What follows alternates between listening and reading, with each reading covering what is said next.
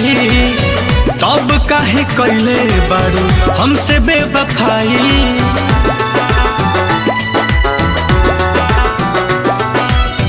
नाम तोहर लिखले रहूं काट के कलाई, तब काहे कैले बारू हमसे बेवफाई।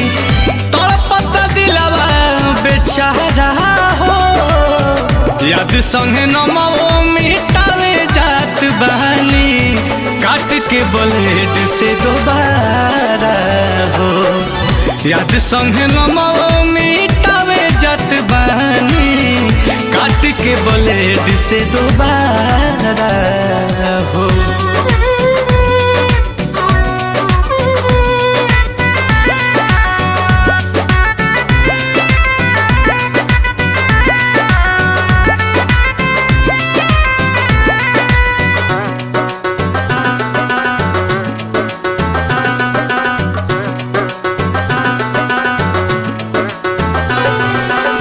धोखा रहे देवे के तो दिल काहे दिहालू, बेवफा होली सालाई की साबित कई दिहालू।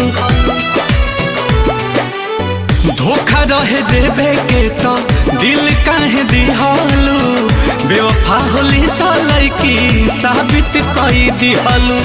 प्यार के तू कैलू बटवारा हो, याद संगे नमो मिटावे जात बहानी, काट के ब्लेड से दोबारा हो। याद संगे नमो मिटावे जात बहानी, काट के ब्लेड से दोबारा हो।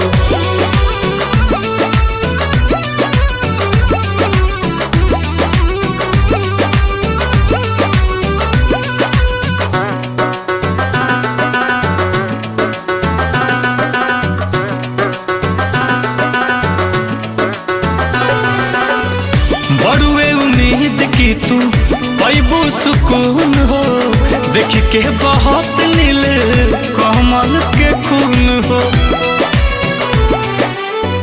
बड़ुए उम्मीद तहरा मिली सुकून हो, देख के बहुत नील कमल के खून हो। आंसू भी बना कौनो चारा हो, याद संगे नमो मिटावे जात बहानी, काट के ब्लेड से दोबारा हो।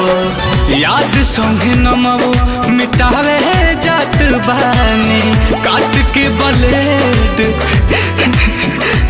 से दोबारा हो।